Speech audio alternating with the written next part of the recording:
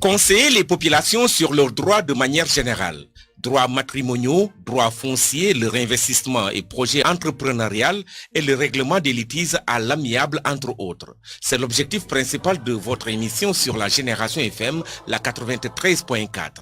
Droit d'écoute. Droit d'écoute, c'est un magazine d'échange, de conseils et d'informations sur le droit et l'immobilier avec un langage jeune et frais. Le droit sera dit et l'émission aura un ton informatif, mais aussi divertissant, humoristique et décontracté. Les jeunes auront la parole et pourront développer des thèmes. Il y aura des jeux, quiz, concours et d'une manière ludique, intéresser les populations au droit. Entre autres rubriques, micro-trottoirs, des interviews, des invités et des intervenants par appel téléphonique à la radio sur le standard au 33 991 35 35. 33 991 35 35 ou sur les réseaux sociaux. Droit d'écoute, c'est tous les jeudis de 16h à 17h sur la 93.4 Génération FM, la radio de toutes les générations. Réalisation et présentation, Maître Diana Salidabo. Bonjour chers auditeurs, bienvenue dans votre nouveau numéro de votre émission favorite qui est donc Droit d'écoute. Aujourd'hui, nous allons parler du droit de l'enfant. Droit de l'enfant, c'est un thème très important parce que il faut donner la parole à nos chers bambinos, comme on dit.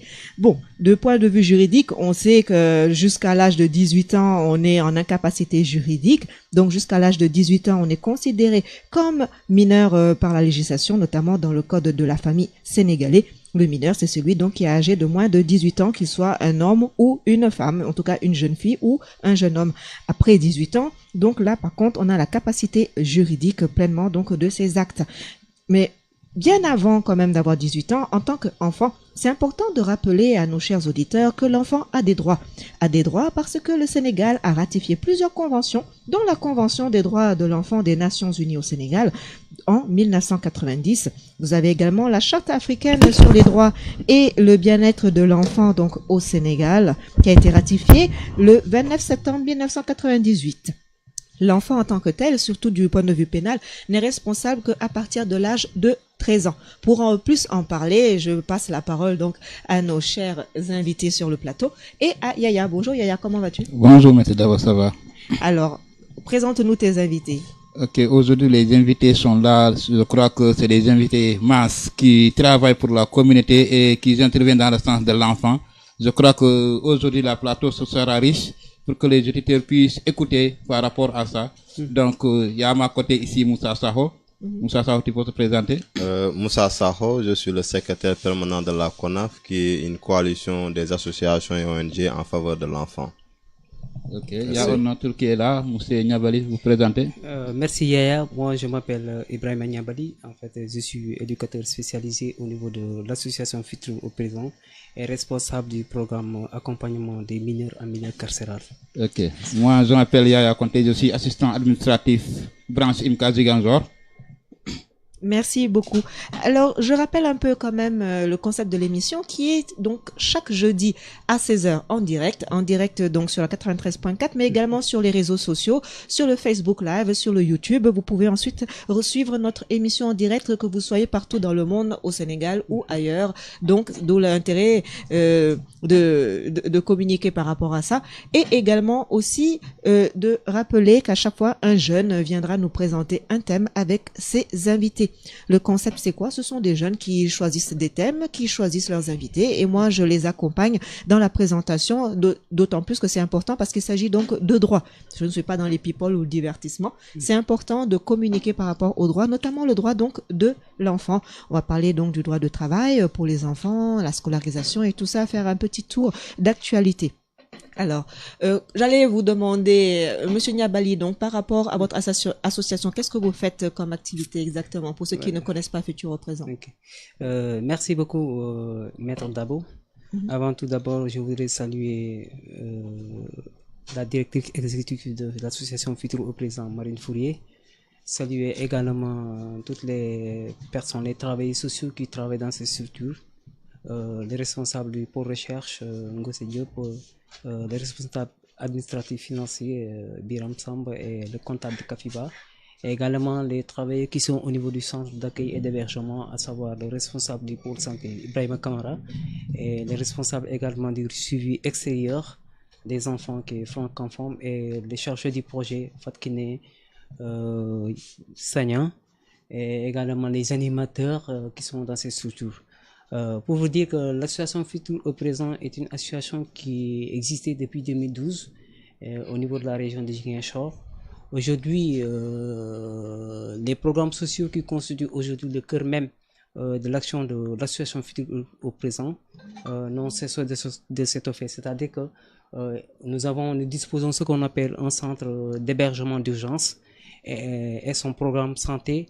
Et se sont adjoints, il y a une maison de l'éducation à destination des filles victimes de travail précoce. Et il y a aussi le programme d'assistance aux personnes âgées et isolées et un projet d'appui aux mineurs incarcérés.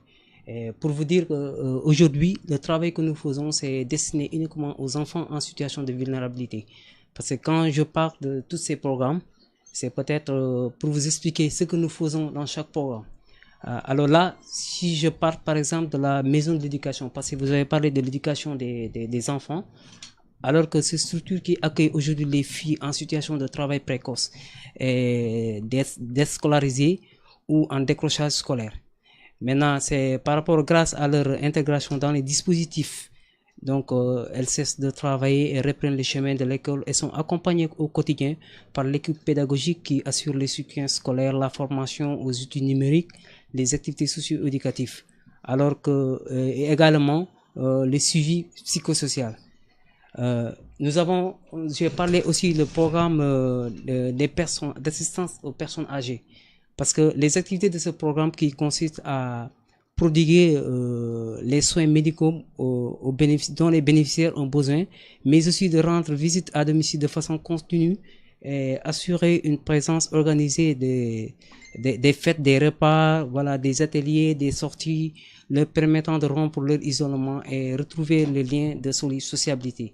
Nous avons également un pôle qu'on appelle le pôle ADE, c'est-à-dire le pôle activité de développement économique. Parce qu'aujourd'hui, l'autofinancement des programmes sociaux constitue une priorité pour l'association Futur au présent, qui est à la fois pour acquérir une plus grande autonomie financière, mais surtout en raison du potentiel de l'entrepreneuriat financier, mais surtout social, et à impulser une dynamique de développement local. À travers les activités qui sont développées dans ce pôle, des bénéfices sont utilisés pour un peu financer nos programmes sociaux.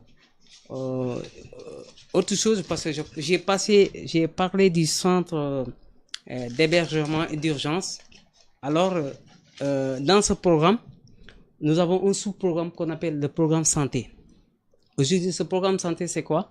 Celui-ci, il assure l'accès gratuit aux soins pour les enfants de la ville de Ziguinchor. C'est-à-dire que si je parle des enfants de la ville de Ziguinchor, ce sont des enfants qui en sont exclus en raison de la précarité ou la pauvreté de leur famille.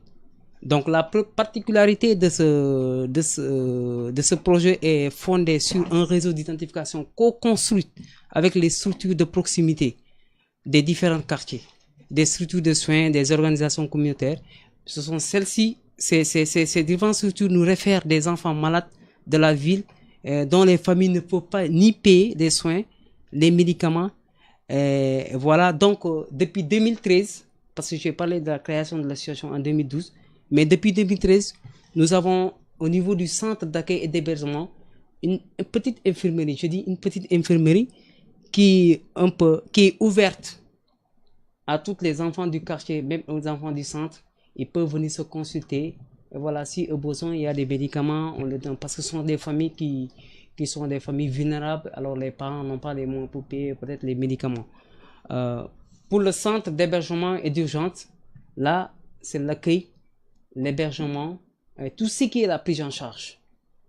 Nous avons également un pôle qu'on appelle le pôle recherche.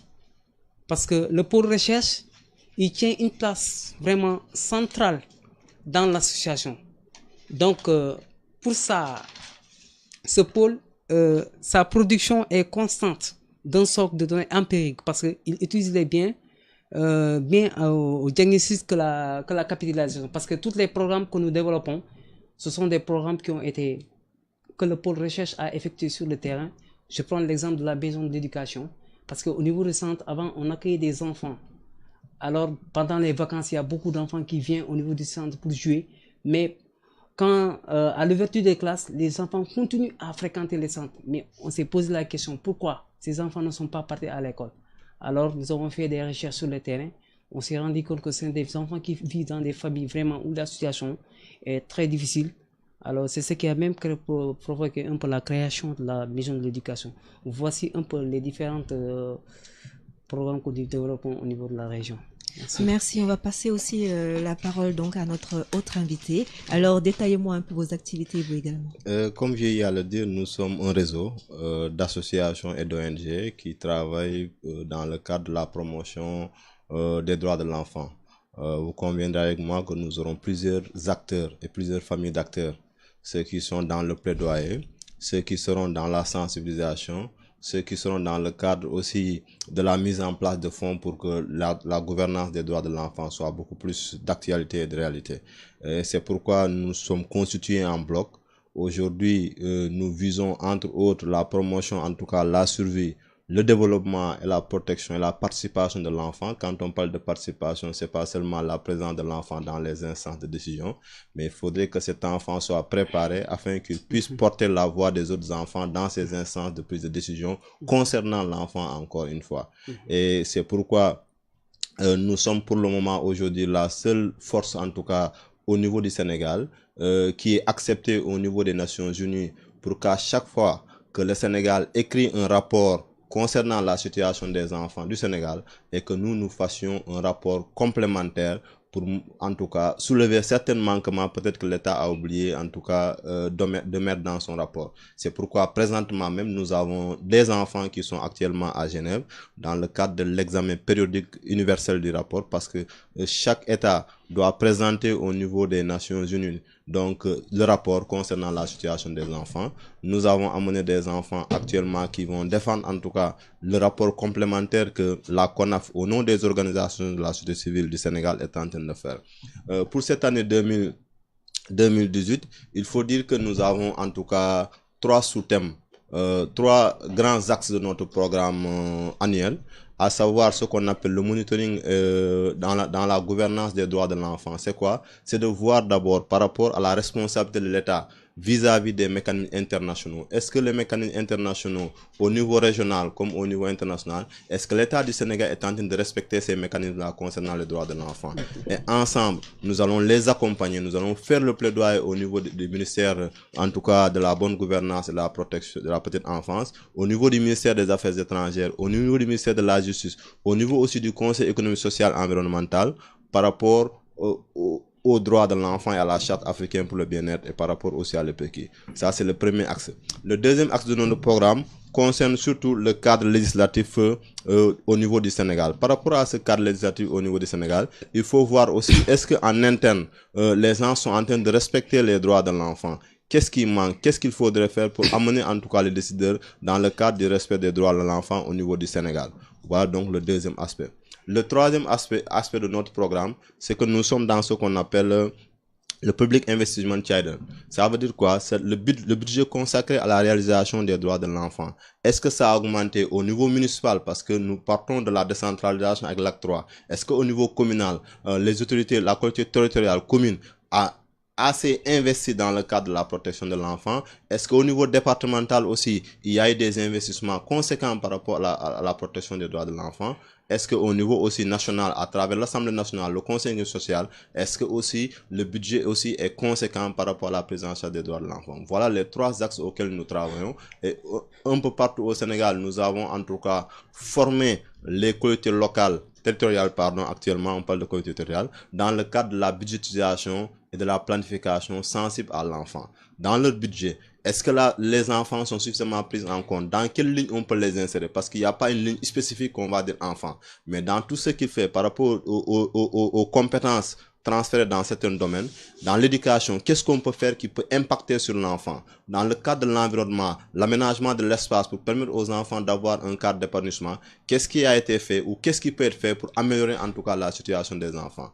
Donc c'est dans le cadre de l'habitat aussi, le lotissement qui est fait, les aménagements qui sont faits. qu'est-ce qui peut être fait ou qu'est-ce qui est fait pour améliorer en tout cas la situation des enfants. Après cela aussi, nous avons ce qu'on appelle des cartes d'enfants dans chaque département. Nous avons mis ce qu'on appelle le conseil consultatif des enfants et des jeunes.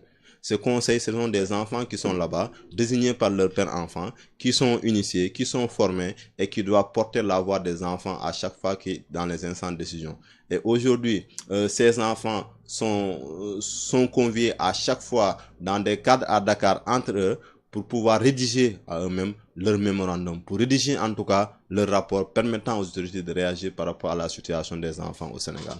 Merci beaucoup d'avoir répondu présent sur le plateau et c'est très important parce que justement dans un premier temps nous allons essayer de voir quels sont ces différents droits de l'enfant pour ceux qui nous écoutent actuellement et c'est important de rappeler justement que même si on est mineur en tant qu'enfant on a également donc des droits et des droits l'État également s'est engagé au niveau international et au niveau national à faire respecter donc ces droits de l'enfant et on verra justement est-ce que la parole est-ce que ces enfants sont vraiment écoutés aujourd'hui donc c'est le thème de notre émission.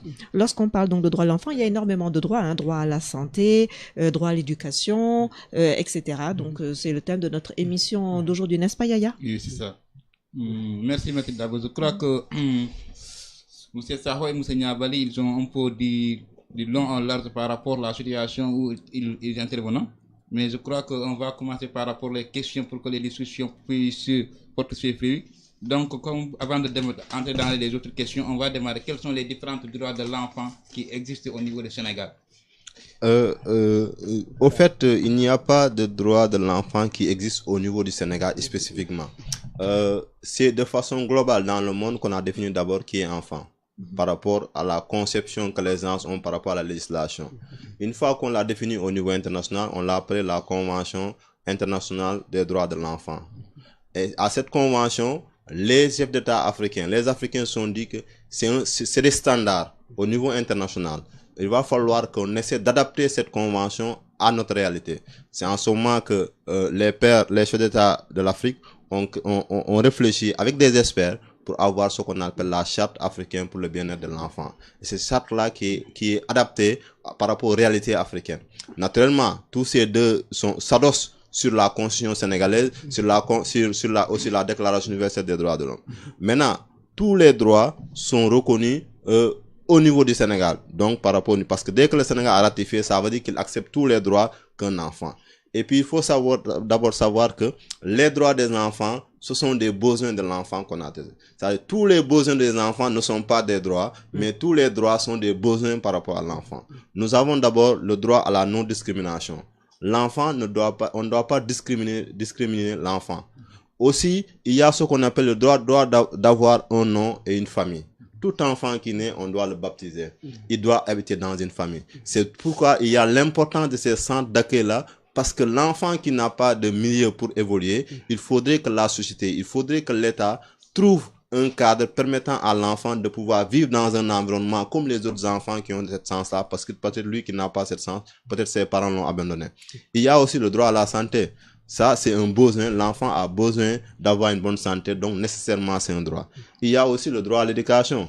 Tout enfant qui vit, en tout cas, par rapport à un certain âge, a droit à l'éducation. Quelle que soit la structure qui est mise en place par les autorités ou par la société, l'essentiel que l'enfant puisse aller dans cette structure et puisse bénéficier d'une éducation. Il y a aussi le droit au loisir, au jeu et au repos. Tout enfant qui est là doit vivre, doit jouer, doit s'épanouir. C'est pourquoi on a parlé de cadre d'épanouissement par rapport aux compétences transférées. Il y a aussi le droit à la participation. Comme on l'a dit, c'est pas seulement le fait qu'on dit qu'il y a une émission enfantine, on amène 2 à 3 enfants, ils viennent se mettre ici, ils ne parlent pas, on dit que les enfants ont participé à une émission, non? On convoque une réunion, on dit qu'on va faire venir 2 enfants des quartiers, ils viennent, ils n'ont pas droit à la parole, l'essentiel c'est d'avoir leur nom sur la feuille, non? Pour nous les organisations de défense, la participation de l'enfant a plusieurs critères et à plusieurs exigences. Je vais laisser peut-être à Niabal le soin de connaître par rapport aux autres droits. Merci beaucoup, Saho. Je pense qu'il a abordé les droits des enfants à travers l'approche communautaire. Parce que c'est vrai qu'ils sont des communautaires. Nous travaillons dans des centres d'accueil et d'hébergement. D'abord, moi, ce que je voudrais dire, avant tout, d'abord, c'est par rapport à la définition, qu'est-ce que le droit? Parce qu'aujourd'hui, quand on parle de droits de l'enfant, alors les gens pensent que c'est la conception européenne. Alors qu'il y a des droits qui sont là, qui sont bafoués. Aujourd'hui, à travers nos langues, tu expliques à un parent qu'est-ce que le droit de l'enfant. Donc, ils comprennent très vite. Mais quand tu viens dans une famille, tu dis droit de l'enfant, le monde tourne le dos. Alors qu'aujourd'hui, quand on donne cette définition en une langue, facilement, les parents nous écoutent. Donc, c'est un peu comprendre qu'est-ce que le droit de l'enfant d'abord. C'est ce que les gens devraient être sensibilisés. Le droit de l'enfant, c'est l'ensemble des prérogatives qui sont reconnues à l'enfant et qui ont une valeur juridique. Donc, même si c'est pas juridique, parce qu'aujourd'hui, tu vas dans une famille, alors, le voisin, tu entends un enfant crier. Alors, c'est son père ou bien sa maman qui le bat. Alors, même avant que la police soit saisie, c'est les voisins même qui interviennent pour te dire non, on ne doit pas battre l'enfant de cette manière. Alors, déjà, le droit est là. Alors qu'aujourd'hui, nous qui travaillons dans le centre d'accueil et d'hébergement, aujourd'hui, on sait qu'il y a beaucoup de droits d'enfants qui ont été bafoués par les familles. On comprend parce que, voilà, donc la situation de la famille.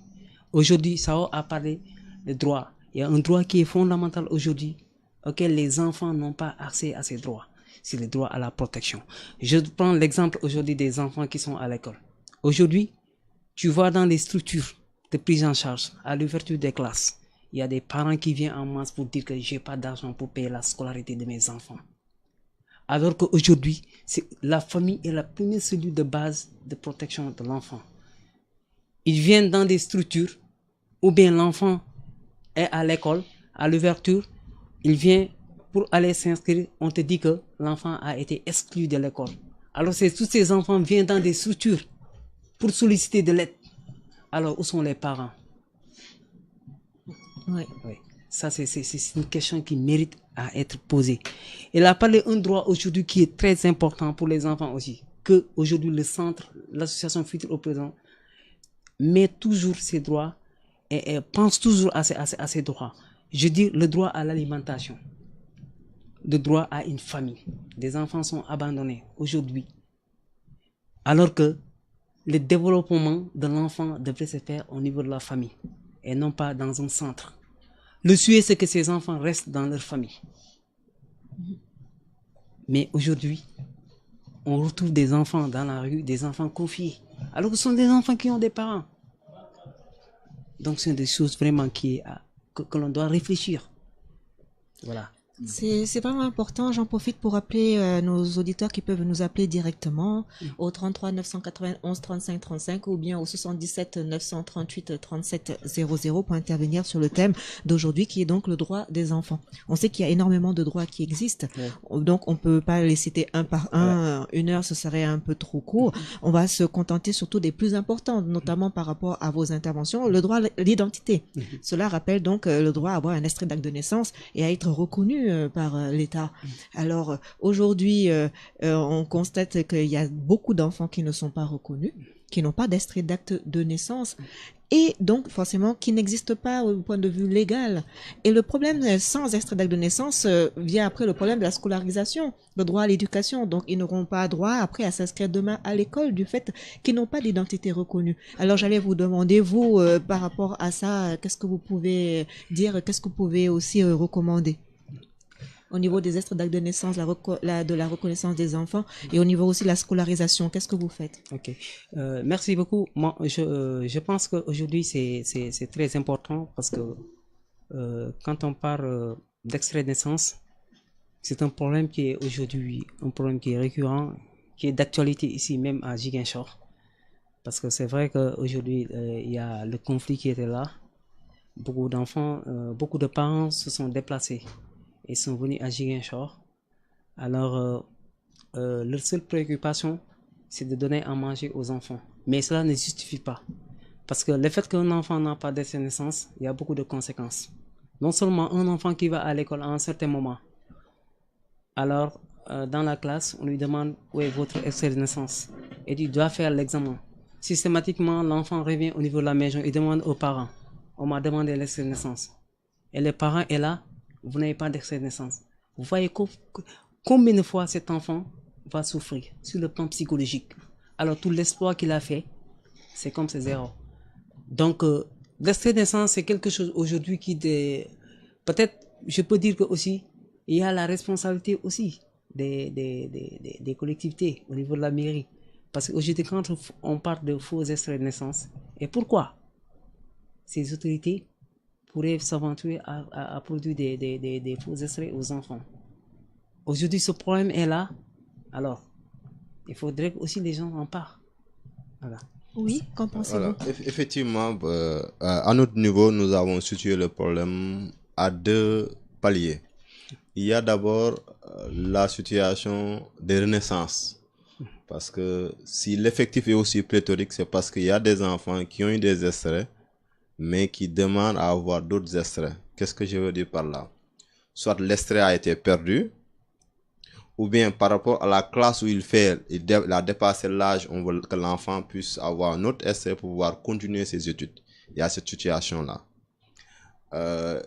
Et dans ce lot, dans ce premier palier, il y a des enfants dont les documents ont été détruits durant la crise à travers l'officier d'état civil. Il y a le second palier des enfants jamais déclarés. Des enfants jamais déclarés liés surtout à la crise. Quand je dis liés surtout à la crise, c'est parce que des parents se sont déplacés durant la crise, laissant tout au niveau de la maison pour s'enfuir. Ces parents, en se déplaçant avec leurs enfants, ils ont pensé que c'était une situation précaire, seulement ils allaient retourner après. Malheureusement, pour certains, c'est 10 ans, 15 ans. Ces enfants ont grandi sans extrait par devers eux. Ils ont maintenant 18 ans, ils ont 15 ans, ils ont 21 ans. Ils sont devenus peut-être, ils ont eu de la grossesse précoce comme on dit. Ou bien ils sont devenus mères de famille, mariés sans document administratif. Ils ont des enfants, il y a des difficultés pour déclarer cet enfant parce que ni et le papa et la maman n'ont pas ces documents-là. Dans ces catégories, dans ce palier, il y a aussi des parents négligents qui ne se sont pas occupés de la déclaration de leurs enfants. Et toujours dans ce palier, il y a eu des enfants dont le papa n'a pas reconnu la paternité. Et comme le niveau de sensibilisation, d'information n'était pas allé jusque dans les profondeurs de la Casamance, comme on dit, certains parents ne savaient pas que si le papa refuse la paternité de l'enfant, on peut déclarer l'enfant en attendant que la situation s'améliore. Voilà toute cette situation-là, dans ce contexte-là où on a trouvé cette situation. Et par rapport au premier palier dont je disais, par rapport aux enfants qui veulent renaître, comme on dit, il y a certains. Parce que quand vous arrivez au niveau de la justice, toute personne que vous voyez s'affairer entre les bureaux, vous pensez que cette personne travaille là-bas. Toute personne que vous trouvez à la mairie, entrer à gauche sans mot de passe dans ses bureaux, vous pensez qu'il travaille là. Étant illettré, dès que vous arrivez, il vous aborde pour vous lui donner votre problème, il prend le dossier. Malheureusement, c'est pas un agent là-bas, il est là-bas en tant que planton ou bien quelqu'un qui est entremetteuse. Et malheureusement, l'autorité administrative sait que cette personne qui est là intervient dans les dossiers, il n'y a pas de sanction, il n'y a pas de renvoi. Ce qui fait que ces derniers ont eu à faire tellement de dossiers d'enfants faux à travers des numéros qu'aujourd'hui, c'est maintenant qu'on commence à voir les conséquences parce qu'avant on ne voyait pas. Qu'est-ce qui s'est passé? On demandait juste à reprendre l'extrait. Vous allez au niveau de la communauté rurale. À partir de de la copie que vous amenez, on recopie seulement, on vous redonne. Maintenant, cette fois-ci, dès que l'enfant a un certain âge, on demande la copie littérale. Ou bien des fois, avec l'informatisation du système, dès que vous retournez pour qu'on vous confectionne, on ne regarde plus le document. Il faut regarder au niveau de la machine pour vous faire le document. C'est en ce moment qu'on a constaté l'ampleur des dégâts par rapport à ça. Et malheureusement, ça coïncide avec des jeunes qui sont en année de licence, des jeunes qui doivent faire le bac, des jeunes qui sont au niveau de la maîtrise, parce que le problème a duré plus de 18 ans en arrière. C'est ce qui fait que ces enfants qui ont 18 ans, qui sont en classe de terminale, qui ont 21 ans, 22 ans en année de licence ou en année de maîtrise, commencent à se confronter à ces problèmes, obligés d'abandonner les cours parce qu'il faut faire tout ce tohu-bohu, tous ces va-et-vient au niveau du tribunal et rien. C'est pourquoi nous pensons que par rapport à la situation de ces enfants-là, il faut que l'État, par rapport à la Casamance surtout, applique des dispositions particulières, discriminatoires pour ces cas d'enfants qui ne sont pas responsables et qui sont l'avenir de ce pays-là. C'est que tous ces enfants qui sont dans cette situation, que l'on puisse fermer entre guillemets les yeux et qu'on leur ouvre une porte de sortie en leur faisant des essais régulièrement, en tenant compte du contexte dans lequel les documents ont été faits. Parce que jusqu'à présent, on n'a pas eu à arrêter ceux qui ont fait ces documents-là. Soit ils sont plus de ce monde ou bien ils sont devenus vieux. On les a pas arrêtés. Même si la situation continue et que quelque part dans le Bignona, il y a un maire qui a été arrêté pour ces situations-là. Ça, c'est palpable. Mais ceux qui avaient fait cette situation-là, parce que vous allez dans la commune de Boutipa Kamarakunda, vous trouvez cette situation. Vous allez dans beaucoup de communes rurales, vous trouvez cette situation-là. Mais ça pose problème. Il faudrait que le gouvernement puisse prendre des dispositions particulières par rapport à la Casamance concernant cette situation de crise-là. Merci. C'est très important ce que tu dis, de rappeler également pour la déclaration des enfants qu'il n'est jamais trop tard. C'est-à-dire qu'à n'importe quel âge, vous pouvez toujours après avoir une décision judiciaire justement qui vous permet d'avoir votre extrait d'acte de naissance. Et donc du coup, je conseille donc les parents à la naissance donc de l'enfant de le déclarer. Vous avez 45 jours, mais au-delà il y a la déclaration tardive, donc qui est possible par un jugement donc qui va déclarer tardivement l'enfant. Aussi tout ça est possible. C'est-à-dire que la loi a prévu tous les cas, comme on dit. Donc il faut pas rester dans un état donc de désespoir ou bien baisser les bras. Si c'est une déclaration tardive, allez donc voir au niveau donc du juge pour obtenir après une décision qui vous permettra d'avoir votre extrait d'acte de naissance et d'être donc déclaré. La déclaration, c'est très important parce que cela ouvre aussi la nationalité sénégalaise. Ainsi, vous aurez la nationalité sénégalaise, vous aurez droit à voter, vous aurez droit à participer, vous ne serez pas au banc des accusés, c'est-à-dire vous ne serez pas plutôt mis à l'écart de la société, c'est très important. Surtout que cela rappelle après aussi le droit à l'éducation. Une fois que vous avez l'extrait d'acte de naissance, vous continuez votre éducation, votre formation qui permet après à votre enfant d'avoir un meilleur avenir demain. Et lorsque l'on parle justement du droit à l'éducation, qui est un droit donc de l'enfant international, qui est reconnu au niveau donc du Sénégal, on parle également aussi donc de la différence entre les petits garçons et les petites filles. Ces petites filles qui malheureusement donc pour la majorité n'arrivent pas donc à finir leurs études. Et d'ailleurs, il a été constaté selon une étude que 6 femmes par rapport à 10 hommes sont intellectuels à la majorité donc et aptes à prendre un métier. Il reste encore ce petit souci des jeunes filles qui doivent continuer à travailler. D'ailleurs, on en profite encore pour en discuter par rapport à cette éducation, cette scolarisation et par rapport à votre expérience. Alors, garçons, filles, comment est-ce que vous gérez les dossiers des enfants qui viennent vous voir et qui veulent travailler, enfin pas travailler, mais qui veulent aller à l'école? D'accord. Alors, Okay. Monsieur Niabali. Ok, merci beaucoup. Je pense que c'est par rapport au contexte dans lequel nous travaillons. C'est-à-dire qu'il y a des enfants en situation difficile que nous accueillons au niveau du centre d'accueil et d'hébergement. C'est vrai qu'aujourd'hui, nous travaillons avec la communauté, les Badjengor, et les conseils de quartier, la justice, et voilà, l'AMO qui est notre service de tutelle. Et je pense que tous les enfants que nous accueillons au niveau du centre, soit ce sont des enfants que la police nous réfère, ou bien l'AMO, le tribunal pour enfants, les Badjengor. Et la plupart de ces enfants sont des enfants qui n'ont pas d'excellence parce qu'ils ils vivent dans une situation difficile. Alors l'urgence fait qu'aujourd'hui, même si on doit placer ces enfants, il suffit d'écrire une note d'information au niveau du président du tribunal pour enfants pour qu'il nous accorde l'ordonnance de garde provisoire. Parce qu'aujourd'hui, si on devrait suivre la procédure normale pour garder ces enfants, il leur faut un extrait de naissance. Parce que donner un nom à un enfant, aller au tribunal, faire l'audience, on vérifie le dossier, ça ne signifie pas que cet enfant s'appelle Moussa, parce qu'il n'a pas d'acte de naissance. Parce qu'au niveau de la justice, il faut toutes les preuves légales. Alors, ces enfants que nous accueillons au niveau du centre, parce que la première des choses, c'est un enfant qui a 10 ans, 9 ans, alors systématiquement, il faut l'inscrire à l'école. Parce que la scolarité est la première des choses. C'est une obligation d'ailleurs légale de 6 à 16 ans, vous êtes obligé d'aller à l'école. Alors, ce sont des enfants, soit ils ont commencé l'école et à un certain temps, ils ont cessé d'aller à l'école parce que la situation de la famille ne leur permet pas de continuer les études. Alors nous travaillons également avec des écoles partenaires qui sont là. C'est vrai qu'aujourd'hui, la protection est devenue une affaire de tous. Parce que les gens sont conscients aujourd'hui de la vulnérabilité de ces enfants. Une fois que ces enfants sont présentés dans ces écoles, alors ils sont inscrits, ils continuent leur scolarité. Alors, en train de trouver avec les parents, discuter avec eux, voir qu'est-ce qu'il y a lieu de faire pour que cet enfant puisse obtenir l'extrait de naissance. Alors, dans ces cas, les dispositifs qui sont pris au niveau du centre, parce que il faut respecter les normes de prise en charge. Un enfant qui vient, on l'accueille, on l'héberge, on l'écoute, on le nourrit. S'il est malade, on doit le soigner. L'habillement, aller à l'école. Mais par contre, il y a des enfants qui ont dépassé l'âge d'aller à l'école. Là, nous, ce que nous faisons, on les inscrit dans les ateliers de formation afin qu'ils puissent faire des apprentissages. Même parce que l'école, même si un enfant dépasse l'âge d'aller à l'école, il faut lui faire ce qu'on appelle des cours d'alphabétisation. Parce que demain, s'il réussit à son métier, il va devenir un maître, un chef d'atelier. Alors, il doit être capable d'écrire des devis. C'est pourquoi, au niveau du centre, là, on travaille avec les enfants sur ce plan, les réinsérer, et aussi essayer de trouver certaines alternatives afin qu'ils puissent continuer à suivre leurs études. Voilà.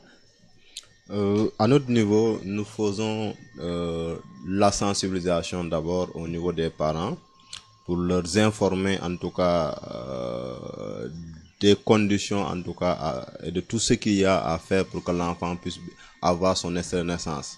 Et au niveau de l'école aussi, nous faisons ce plaidoyer aussi auprès des responsables des centres de décision, à savoir les directeurs d'école, les principaux et autres, afin de permettre aux enfants qui n'ont pas ce document-là d'accéder à l'école en attendant que les parents puissent s'occuper de ce document-là.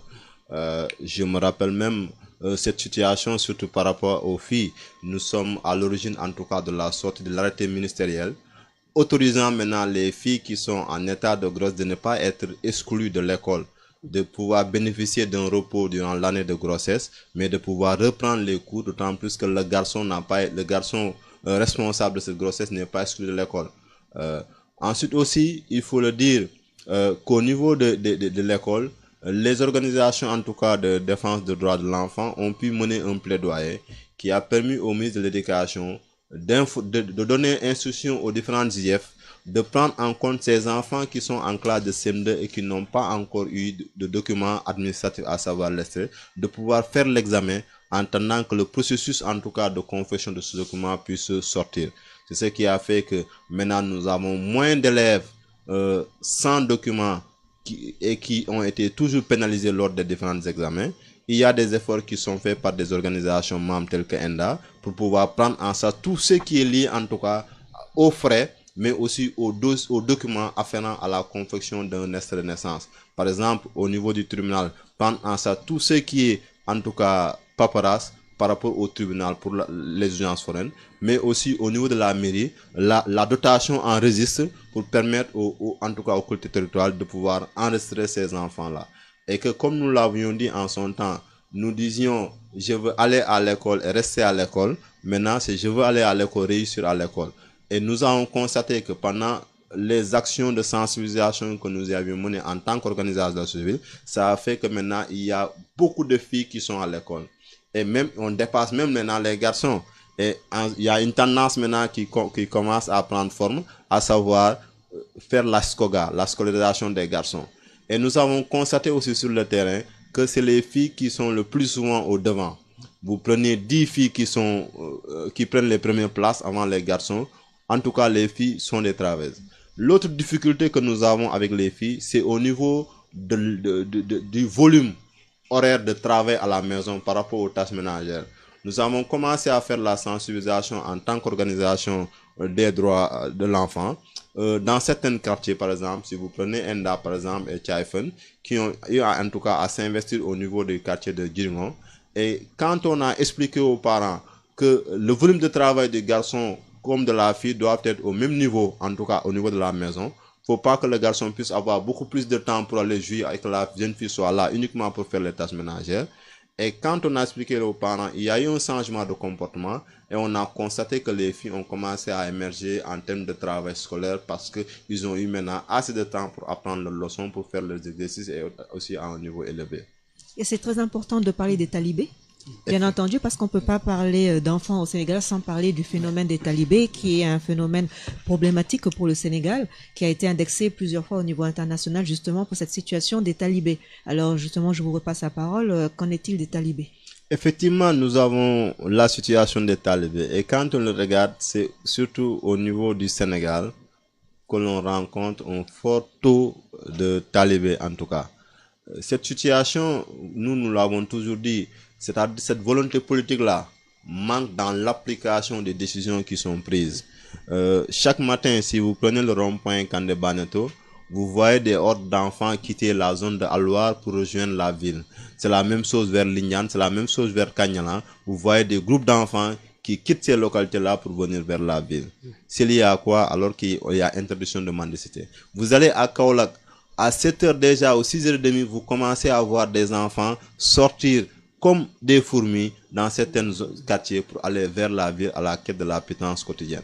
Et nous pensons qu'il va falloir que nos autorités puissent prendre ce mal-là à bras le corps en appliquant. Et qu'est-ce qu'on constate? La plupart des enfants talibés, quand vous les approchez, vous constatez que ce n'est pas des enfants même de la région de Ziguinchor quand je parle. Soit ils viennent de Kolda, soit même ils viennent de notre pays, à savoir la Guinée, les deux Guinées. Et pourquoi? Et ces enfants sont passés par où? Au niveau des frontières. Qui a laissé ces enfants venir? Souvent, c'est des enfants sans documents administratifs. Donc, qui les a amenés? Donc, il faudrait que les forces de l'ordre puissent être associées dans cette lutte-là contre le trafic des enfants et contre l'utilisation des enfants. Vous voyez ces enfants qui viennent chez vous pour faire la quête de la pitance, ils pleurent à la limite si vous ne le donnez pas parce qu'ils ont peur de retourner à la maison, parce que quelque part à la maison, ils seront torturés ou brimés parce qu'ils n'ont pas amené ce qu'on les a réclamé. C'est pourquoi des approches ont été aussi faites avec l'association, en tout cas des maîtres coraniques, l'association des imams et oulémas, pour qu'ensemble qu'on puisse trouver des solutions afin qu'à leur niveau, que ces enfants soient pris en compte, en charge du point de vue médical, du point de vue habillement, et que ces enfants n'aillent pas à la quête de la pitance, mais qu'on puisse trouver des moyens d'accompagnement dans ces trucs-là. C'est pourquoi l'État du Sénégal aussi, à travers le plaidoyer, a dit que comme ils vont pour apprendre en tout cas la langue arabe le plus souvent ou l'éducation religieuse, nous allons insérer dans l'enseignement français ce qu'on appelle l'éducation religieuse. Mais aussi, nous allons créer aussi des écoles arabes, donc avec le français qu'on appelle franco-arabe. Mais ces écoles sont en train de prendre petit à petit forme au niveau de certains villages de Ziguinchor, mais aussi dans le nord du Sénégal, pour en tout cas amener les parents à pouvoir convoyer les enfants dans ces écoles pour prendre en charge la question de l'éducation religieuse. Mais il faut dire que la situation des enfants talibés à Ziguinchor est tellement pitoyable, vu l'habillement, vu les heures où ils traînent en ville, les heures où ils doivent rentrer, vous vous demandez à quelle heure ils vont apprendre à la maison.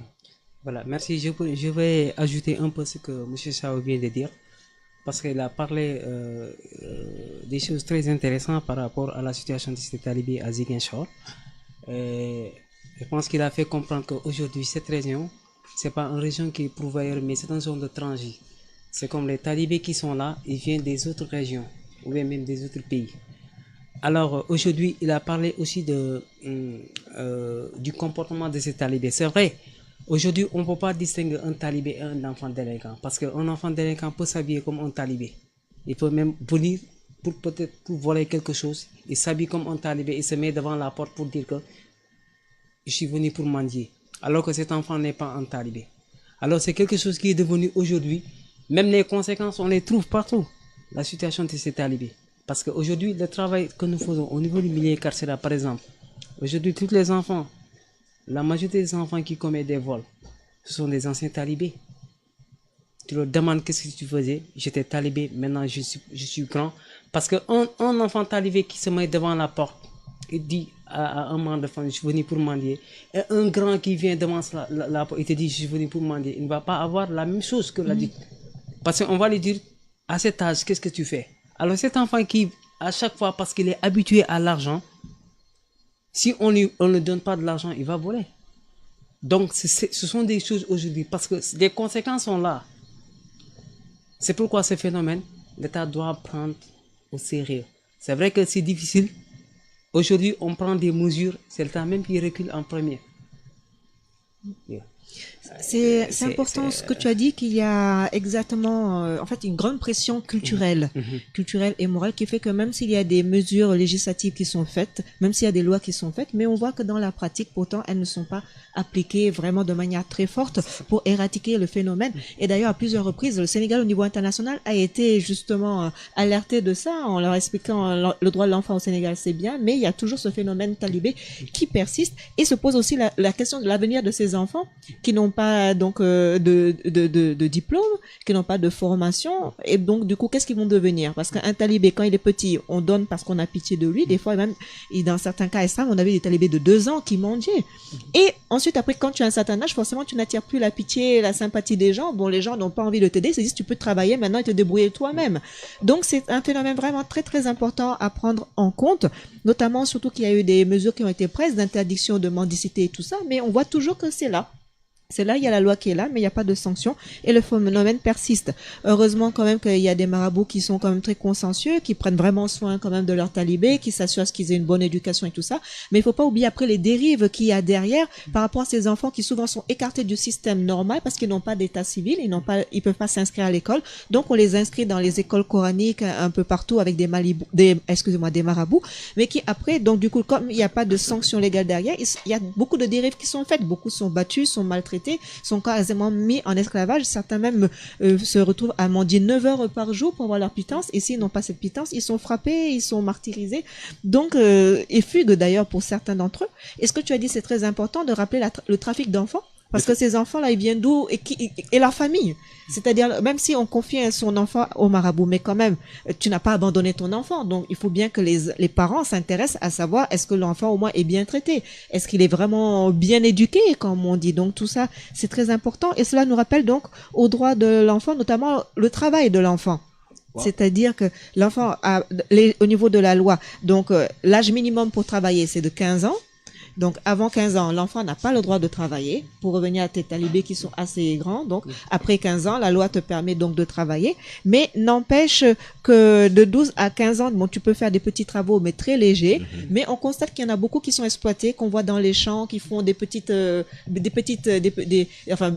gros boulots, notamment les jeunes filles. Ça rappelle d'ailleurs les jeunes filles qui sont écartées du système scolaire et qu'on retrouve comme petites bonnes, comme petites esclaves même dans certains cas, dans certains même reportages qui nous auront vraiment choqués, où des fois elles sont même vendues quasiment pour après faire petites domestiques, petites bonnes, et là donc forcément elles sont traitées comme des esclaves sexuelles, violées, agressées, Dieu seul sait. D'ailleurs je vous passe plutôt la parole par rapport à ce phénomène, pour dire par rapport aux expériences justement, qu'est-ce que vous en pensez? Effectivement, et vous voyez que la plupart de ces enfants, même qui vont aller très tôt dans les boulots, n'ont même pas de documents. On les appelle quelque part les enfants fantômes. Et vous conviendrez avec moi que ces enfants, par rapport aux brimades qu'on les fait, aux viols, aux violences, aux tueries, que le marabout ne va jamais déclarer la perte de son enfant. Il ne sait pas si l'enfant a fugué, si l'enfant a été tué quelque part pour des trucs de sacrifice ou autre, il va se taire. Et puis, il n'y a aucun papier légal. Donc, disons, au niveau de la loi, il n'existe même pas. Effectivement. Ces enfants qui vont très tôt pour aller travailler, ils étaient où? Qui les a identifiés? Est-ce qu'ils ont été exclus de l'école? Est-ce qu'ils ont abandonné l'école? Qui les a amenés dans ces ateliers-là? Les parents, ou c'est eux qui sont partis, ou bien c'est d'autres personnes à qui on a confié ces enfants qui sont allés dans ces niveaux-là. Et tout ça, donc, nous pensons qu'il va falloir que l'ensemble des acteurs puissent se concerter pour identifier d'abord ces enfants, qu'on appelle des enfants hors école. D'autres les appellent les enfants hors système. Pour qu'on puisse savoir ces enfants qui ont quitté. Parce que vous imaginez à Ziguinchor, je vous donne le département de Ziguinchor, le taux d'abandon au CI est très élevé. J'ai dit au CI, le cours d'initiation, la première année de l'élémentaire, le taux d'abandon est élevé. Ils sont où? Ont-ils quitté les classes au milieu d'année pour aller dans une autre localité suivant leurs parents? Ou n'ont-ils pas l'argent pour l'inscription et qu'ils ont abandonné? Ou bien c'est parce que leur niveau est très faible, ils n'ont pas su lire et écrire comme la masse des autres élèves, que l'enseignant ou l'enseignant les a exclus de la classe. Il faudrait les identifier. Tous ces enfants qui ont abandonné les cours, ou bien qui ont été exclus depuis le CI, le cours d'initiation jusqu'au CM2, il faut qu'on les identifie, qu'on essaie de voir quels sont les enfants qu'on peut faire revenir dans le système si c'est des questions de moyens qui se posent. Il y a beaucoup d'organisations qui sont là, qui sont prêts à mettre les moyens, mais il faut que ces enfants soient identifiés.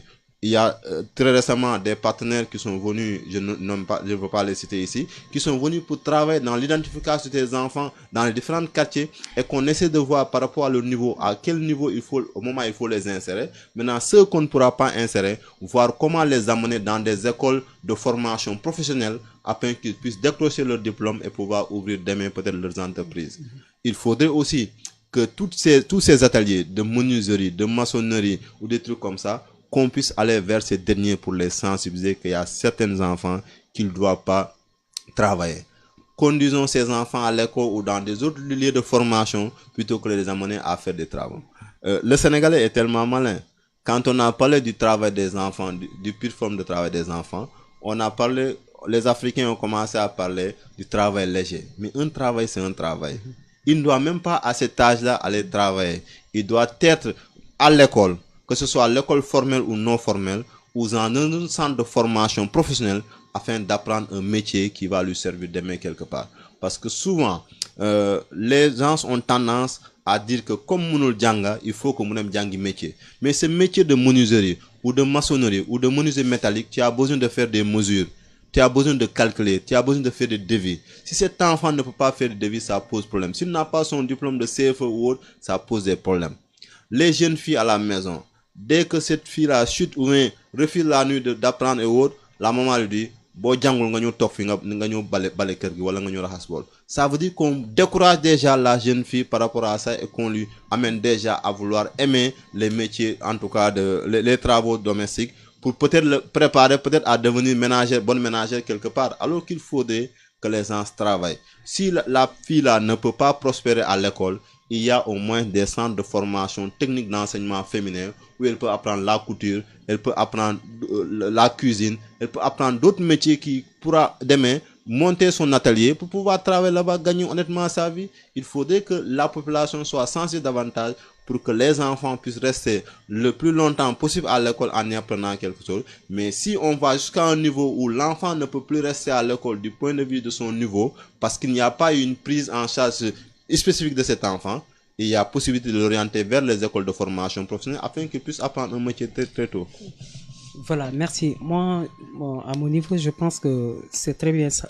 Vous avez parlé de sensibilisation des parents afin que ces derniers restent les enfants, continuent les études. Alors moi, je crois que, parce que son domaine d'intervention, c'est communautaire, bon, moi, je pense que le premier travail à faire, c'est changer la mentalité de ces familles. De faire comprendre qu'aujourd'hui, l'enfant ne doit pas travailler pour rapporter au niveau de la famille. Parce qu'aujourd'hui, ces enfants qui vont être mis dans les ateliers d'apprentissage, on dit que l'enfant doit avoir un métier. Alors, c'est que peut-être les parents s'attendent à ce que si cet enfant travaille, il rapporte quelque chose au niveau de la famille. Alors, si aujourd'hui cet enfant continue à travailler et rapporte quelque chose au niveau de la famille, ils n'auront pas cette conscience de dire à l'enfant d'aller à l'école. Moi, je pense que le travail qui devait être avec la famille, les parents, changer cette mentalité, leur faire comprendre qu'aujourd'hui, l'enfant ne doit pas travailler pour rapporter l'argent à la famille. C'est à la famille, aux parents d'aider cet enfant à se développer. Parce que certains travaux que l'on donne à l'enfant, aujourd'hui, ces travaux-là, ça a des conséquences sur son développement. Même si aujourd'hui ce sont les vacances, un enfant qui va à l'école, après les vacances scolaires, il va travailler dans les ateliers. Cet enfant ne va pas continuer. Parce que, pourquoi? Il est habitué à l'argent. Alors il rapporte quelque chose, il donne à la famille l'apprécie. Alors il va penser que c'est ce qu'il doit faire. Il ne doit pas aller à l'école. Donc je pense que le travail, c'est au niveau de la base que ça doit se faire. Les gens ont beaucoup fait des sensibilisations dans les quartiers pour dire que les enfants, le droit de l'enfant doit aller à l'école, rester. Alors les parents se disent non, mais attends, par rapport à leur situation, aujourd'hui ces enfants-là, ils vont travailler, ils rapportent quelque chose. Alors eux, ils ne voient que ça. Ils ne voient pas l'importance de l'école. Je pense que je réitère que c'est ce travail qu'on doit faire dans les familles. Changer la mentalité de ses parents afin qu'ils puissent laisser les enfants à l'école. Alors Yaya, qu'est-ce que tu en penses? Moi, j'ai vu que par rapport aux droits des enfants, il y a beaucoup de choses qui restent. Même dans le domaine de l'éducation, on dit que l'éducation pour tous. Et j'ai vu que l'éducation pour tous, il y a beaucoup d'enfants qui partent à l'école, ils ont des difficultés pour que les enseignants les prennent en charge. Même il y a un cas qu'aujourd'hui, même on m'a appelé à ça pour exclure un enfant albinos à l'école à cause de son problème de vision. Et l'État a dit l'éducation pour tous. Moi, je déplore ces choses. On dit aussi que la couverture maladie universelle pour tous, de 0 à 5 ans. Est-ce que c'est applicable dans toutes les structures de santé? Ce n'est pas le cas. Donc je crois que c'est important que les responsabilités qui sont conçues au droit de l'enfant, chacun a sa responsabilité. L'État a son responsabilité, la famille a ses responsabilités, et les structures et les organisations ont ses responsabilités. Je ne sais pas comment ces responsabilités ont été partagées. C'est cette question que j'aimerais poser. Comment ces responsabilités ont été partagées? Et malheureusement, il nous reste très peu de temps, hein, mais en 2 minutes rapidement alors. Ouais, c'est-à-dire, quand je parle de la sensibilisation c'est une stratégie. C'est vaste, c'est global. Il y a des activités dedans. Déjà, cet enfant albino qu'on exclut pour problème de vision, c'est parce que dans cette école, le directeur d'école comme les enseignants ne sont pas sensibles dans le cadre de l'éducation inclusive. Donc, peut-être ils n'ont jamais participé à une causerie, ils n'ont jamais participé à une mobilisation sociale ou à une formation, atelier ou autre, pour leur expliquer que ces enfants ont droit à l'éducation. Voilà une situation particulière de prendre en charge les enfants à besoins éducatifs spéciaux. Et peut-être au sort de cette émission, je me rapprocherai pour savoir c'est dans quelle école on va voir ensemble comment prendre en charge la question de cet enfant. C'est très important. Je pense que justement, c'est que ça revient de dire, c'est très important parce qu'aujourd'hui, c'est les dispositifs qui sont mis dans ces écoles. Ces enseignants qui sont dans ces écoles ne sont pas formés pour accompagner ces enfants. C'est ce qui fait que quand ils arrivent dans les écoles, alors donc si l'enseignant a peine vraiment à maîtriser cet enfant, donc il va même s'il ne l'exclut pas dans la classe, mais c'est sûr que l'enfant ne peut pas bénéficier de certaines opportunités que les autres enfants, parce qu'on comprend, il n'est pas formé sur ça. C'est pas voilà. Donc je pense que c'est tout ça. L'État doit vraiment veiller à tout cela, former ses enseignants dans ce domaine, parce que Ziguinchor, il n'y a pas d'école spéciale. Nous, on a rencontré ces cas-là, un enfant autiste qui aujourd'hui a besoin d'aller à l'école. Alors, la maman est venue solliciter le centre pour la prise en charge. Quand nous avons fait des enquêtes sociales pour déterminer sa situation, on s'est rendu compte que c'est un enfant. Ici, à Ziguinchor, il n'y a pas d'école spéciale pour ces catégories. Il a fallu qu'on contacte Hambourg pour contacter demain ensemble une école où il y a des sourds, muets, des enfants handicapés, en situation d'handicap. Alors, pour placer cet enfant dans ces structures, parce qu'à Ziguinchor, on sait que c'est pas possible. Il a fallu même la maman, l'enfant, ce que la maman a fait, parce qu'on lui a conseillé maintenant, tu vas acheter des cahiers. Une fois qu'il sent le besoin d'aller à l'école, tu lui dis, on va rester ici, je vais te faire apprendre. Alors, à un certain moment, l'enfant avait le goût. Mais quand la maman vu ses occupations, il ne peut pas continuer à le faire. L'enfant a insisté. Alors maintenant, il quitte la maison pour aller à l'école. Voilà, tu as vu comment le problème aujourd'hui c'est sûr que c'est pas évident et franchement en 1 heure c'est vraiment très court. En 1 heure pour aborder tout ce thème là c'est très très court, mais n'empêche que je vous remercie d'être présent sur le plateau et cela nous rappelle également qu'il y a encore énormément de choses à faire, notamment en matière donc du droit à la santé, le droit à la santé qui est également un droit de l'enfant, notamment encore aujourd'hui le paludisme tue. C'est important de rappeler que l'enfant donc a droit à la santé de 0 à 5 ans, c'est censé être gratuit. Bon, et que également aussi donc il faut être forcément déclaré, d'où le droit à l'identité, donc droit aussi à une identité. Et également aussi c'est important de rappeler toutes les maladies encore comme la poliomyélite qui affecte encore toujours les enfants. Donc prenez soin de votre enfant et je pense que c'est sur ça qu'on va se quitter et qu'on va se donner rendez-vous donc jeudi prochain à la même heure en direct avec un autre thème en direct sur Génération FM. Merci, à très bientôt.